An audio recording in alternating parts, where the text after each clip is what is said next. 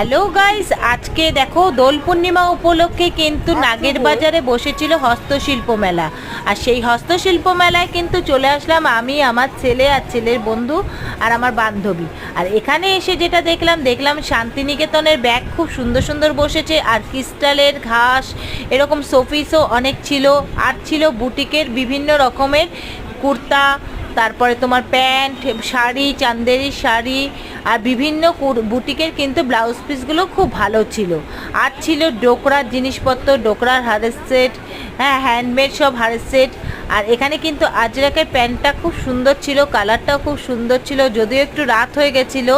আর এখানে যেটা ছিল এখানে কিন্তু শান্তিনিকেতনের ব্যাগের কালেকশন অসম্ভব ভালো ছিল, আর যেটা ছিল ভীষণই রিজনেবল প্রাইস।